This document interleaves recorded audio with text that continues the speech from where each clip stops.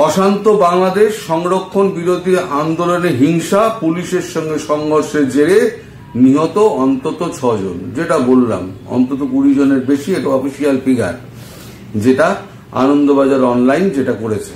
56% সংরক্ষণই যদি চলে গেল, তাহলে 44% এবার কি হবে? এই যে শেখ হাসিনা বরাবর বলে যান যে দেশকে তৈরি করতে হবে, দেশকে তৈরি করতে হবে।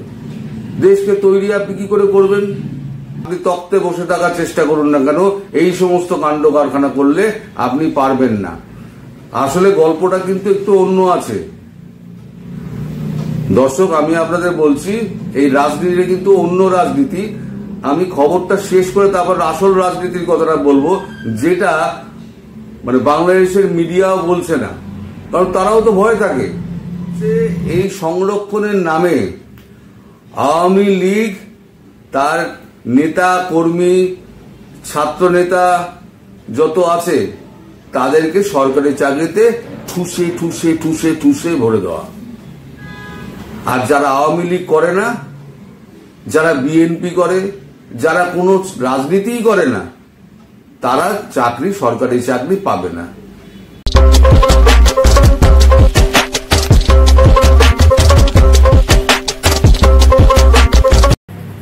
নমস্কার, আমি তরুণ ঘোষ। বাংলাদেশের কোটা রাজনীতির শিকার হলেন 6 জন তরতাজা তরুণ। অফিসিয়াল ফিগার হচ্ছে 6 জন, আনঅফিসিয়াল ফিগার হচ্ছে 20 জনের বেশি। আহত প্রচুর, তারা গুলিবিদ্ধ, তারা লাঠির ঘায়ে রক্তাক্ত। সারা বাংলাদেশের বিভিন্ন জেলায় হাসপাতালে তারা এখন চিকিৎসাধীন। এটা চলছে গত 3-4 দিন ধরে। আমি ভেবেছিলাম যে হয়তো কমে যাবে, কিন্তু যত দিন যাচ্ছে তত দেখছি এই আন্দোলন ক্রমশ বিস্তৃত হচ্ছে এবং বিক্ষোভ আরো সংগঠিত হচ্ছে। অশান্ত বাংলাদেশ সংরক্ষণ বিরোধী আন্দোলনে হিংসা, পুলিশের সঙ্গে সংঘর্ষের জেরে নিহত অন্তত 6 জন। যেটা বললাম, অন্তত 20 জনের বেশি, এটা অফিসিয়াল ফিগার, যেটা আনন্দবাজার অনলাইন যেটা করেছে।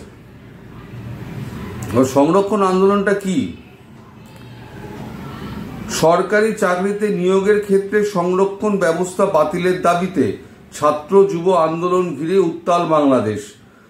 রাজধানী ঢাকা সহ সে দেশের বিভিন্ন প্রান্তে মঙ্গলবার আন্দোলনকারীদের সঙ্গে পুলিশের সংঘর্ষে অন্তত 6 জনের মৃত্যু হয়েছে। আন্দোলনকারীদের ওপর প্রধানমন্ত্রী শেখ হাসিনার দল আওয়ামী লীগের ছাত্র শাখাও হামলা চালিয়েছে। চট্টগ্রামে নিহত হয়েছেন 3 জন, ঢাকায় 2 জন, রংপুরে 1 জন। মঙ্গলবার বিকেলে চট্টগ্রামের মুরাদপুর এলাকার সংরক্ষণ বিরোধী ছাত্র যুব মিছিলে গুলি চালানো হয় বলেও অভিযোগ।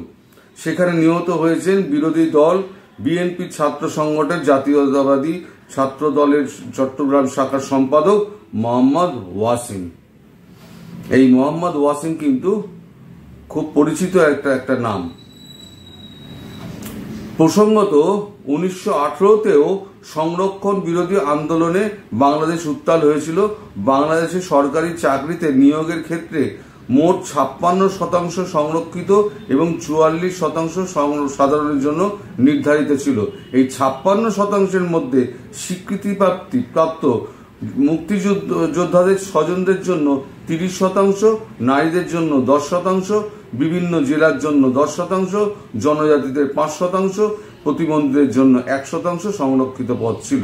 ছড়িয়ে পড়ায় প্রধানমন্ত্রী শেখ হাসিনা নির্দেশ জারি করে মুক্তিযোদ্ধার স্বজনদের জন্য 30%, নারীদের জন্য 10%, জেলা খাতে 10% সংরক্ষণ বাতিল করে দেন।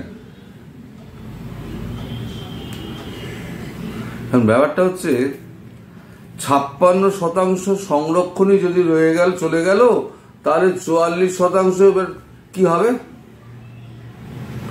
এই যে শেখ হাসিনা বরাবর বলে যান যে দেশকে তৈরি করতে হবে, দেশকে তৈরি করতে হবে। দেশকে তৈরি আপনি কি করে করবেন? সারা বাংলাদেশে যত বিশ্ববিদ্যালয় আছে সেখান থেকে যত ছাত্ররা বেরোচ্ছে, মেধাবী ছাত্র তাদের মধ্যে রয়েছেন, তারা যদি বাংলাদেশের সংরক্ষণের জ্বালায় যদি তারা মানে সরকারি চাকরিতে যারা স্থান পাবে না, কেউ ফার্স্ট ক্লাস গ্র্যাজুয়েট হলো কিন্তু সংরক্ষণের কোটায় দেখা গেল তার থেকে নিম্ন সে মার্কের একজন সে চাকরিটা পেয়ে গেল, আর যে ফার্স্ট ক্লাস গ্র্যাজুয়েট সে চাকরিটা পেল না, কি না সংরক্ষণ। তার 56% যদি আপনি সংরক্ষণই করে দেন, তাহলে 44% চাকরি করবে কি করে? আপনি দেশটা গড়বেন কি করে? ক্ষমতায় টিকে থাকার জন্য আপনি যে সমস্ত করছেন না আওয়ামী লীগের নামে, এভাবে ক্ষমতায় টিকে থাকা যায় না। ম্যাডাম প্রাইম মিনিস্টার, আপনাকেও কিন্তু ভেবে দেখতে হবে, ইতিহাস স্মরণ করুন, কেউ কিন্তু এইভাবে ক্ষমতায় টিকে থাকতে পারেনি, আপনিও পারবেন না। আসলে গল্পটা কিন্তু একটু অন্য আছে দর্শক, আমি আপনাদের বলছি এই রাজনীতিটা কিন্তু অন্য রাজনীতি। আমি খবরটা শেষ করে তারপর আসল রাজনীতির কথাটা বলবো, যেটা মানে বাংলাদেশের মিডিয়াও বলছে না, কারণ তারাও তো ভয় থাকে কখন কাগজ কখন টেলিভিশন বন্ধ করে দেবে। আর একটা গুন্ডা বাহিনী আছে না আওয়ামী লীগের, ছাত্রলীগ, ছাত্রলীগ তো মহাগুন্ডা, তারা হাত পা ভেঙে একেবারে আপনাকে পুরো গুম গুম খুন করে দেবে। এসব গুন্ডা বাহিনী পুষে রেখে দিয়েছেন উনি ক্ষমতা টিকে থাকার জন্য। এইবার কি হয়েছে শুনুন। 7 জন মুক্তিযোদ্ধাদের স্বজন 2018 সংরক্ষণ বাতিলের নির্দেশনামার বৈধতাকে চ্যালেঞ্জ করে 2021 হাইকোর্টে যান। গত 5 জুন হাইকোর্ট রায় দেয় হাসিনা সরকারের নির্দেশ অবৈধ, নির্দেশনামা বাতিলের অর্থ ফের আগের বারের মতো সংরক্ষণ ফিরে আসা। তারই প্রতিবাদে ফের আন্দোলনে নামেন এই ছাত্ররা।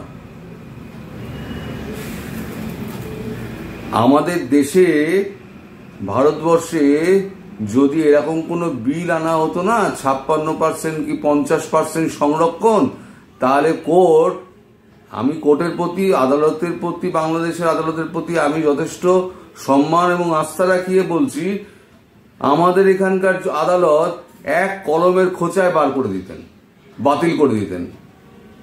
কিন্তু আপনাদের আদালত কিন্তু সেই রায়টা বহাল রাখলো।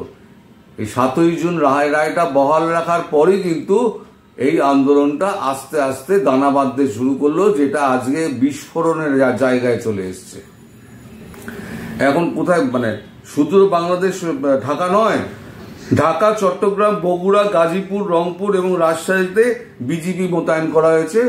সৈন্যবাহিনীকেও সতর্ক রাখা হয়েছে, তাদেরকে তৈরি থাকতে বলা হয়েছে। আরো একটা গন্ডগোল আছে এখানে কিন্তু সীমাবদ্ধ থাকবে না। রাজাকার বাহিনী ব্যতীত বাংলাদেশের সব নাগরিককে মুক্তিযোদ্ধা ঘোষণা করে নতুনভাবে সবার নাম মুক্তিযোদ্ধা তালিকা প্রস্তুত করার নির্দেশনা চেয়ে রিট করেন সুপ্রিম কোর্টের আইনজীবী অ্যাডভোকেট ইউনুস আলী আখন্দ। পেছনের গল্পটা বলি, যেটা আসল রাজনীতি, সেটা হচ্ছে এই সংরক্ষণের নামে আওয়ামী লীগ তার নেতা কর্মী ছাত্র নেতা যত আছে তাদেরকে সরকারি চাকরিতে ঠুসে ঠুসে ঠুসে ঠুসে ভরে দেওয়া। আর যারা আওয়ামী লীগ করে না, যারা বিএনপি করে, যারা কোনো রাজনীতিই করে না, তারা সরকারি চাকরি পাবে না। এবার প্রাইভেট সেক্টর কটা আছে বলুন তো বাংলাদেশে? উনি সরকারি চাকরি নিয়ে উনি রাজনীতি করছেন, রাজনীতি করে আবার বলছেন আমি দেশ গড়ব, আমি ব্রেন ড্রেন হতে দেবো না। আরে ব্রেন ড্রেন হবে না তো আপনি আটকাবেন কি করে? ব্রেন ড্রেন আটকানোর রাস্তা তো আপনি খুলে দিচ্ছেন আরো।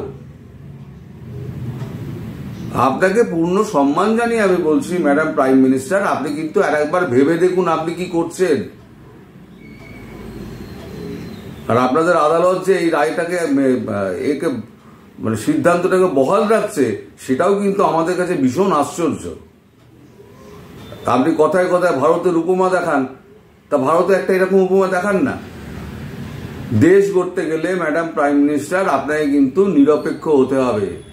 আপনি নিরপেক্ষ না হয়ে আপনি যদি ক্ষমতা ধরে রাখার জন্য যদি পুলিশ, সেনাবাহিনী আর নিরাপত্তা বাহিনীর ওপরে, বিজেপির ওপরে যদি আপনি ভরসা করে থাকেন না, তাহলে পরে কিন্তু আপনি পারবেন না। এই যে মুক্তিযোদ্ধার নাম করে আপনি যে ক্ষীর খেতে চাইছেন না, আসল যে মুক্তিযোদ্ধা যারা ছিলেন বাঘা সিদ্দিকীর মতো, তারা কিন্তু সেই সম্মানটা তারা পাননি, তাদের আপনি সেই সম্মানটা দেননি। আপনি মুক্তিযোদ্ধার নাম করে আপনি ক্ষীরটা খেতে চাইছেন, আসলে কিন্তু আপনি রাজনীতি করছেন। আর এই রাজনীতির আগুনে কিন্তু দেশকে পোড়াচ্ছেন এবং সমাজকে পোড়াচ্ছেন। আপনার এই সংরক্ষণের রাজনীতির জন্য না সারা পৃথিবীতে ছিচিৎকার হচ্ছে। আপনি সে খবর রাখেন? আপনার তাবেদার লোকেরা আপনাকে সেই খবর দেয় না, সেই কাগজের কাটিং দেয় না। আপনি একটু চোখ ফেরান, নিরপেক্ষভাবে দেখুন। আজ এখানেই শেষ করছি। সবাই ভালো থাকবেন, সুস্থ থাকবেন এবং সাবধানে থাকবেন। আর একটা কথা, সবার শুনতে অসুবিধে হচ্ছে কিনা, মানে সাউন্ড ঠিকঠাক যাচ্ছে কিনা আমাকে একবার জানাবেন কমেন্টে। কারণ অনেকেই মাঝে মাঝে অনেকে লিখছেন তারা সাউন্ড পাচ্ছেন না, সাউন্ড বাড়াতে হবে। আমি কিন্তু ফুল সাউন্ডে কিন্তু রেকর্ড করছি এবং ফুল সাউন্ডে কিন্তু আমি আপলোডও করি। তাতে কেন এরকম হয় সেটা আমি বুঝতে পারছি না। আপনারা একটু লিখে আমাকে জানাবেন তো। সবাই ভালো থাকবেন, সুস্থ থাকবেন এবং সাবধানে থাকবেন। নমস্কার।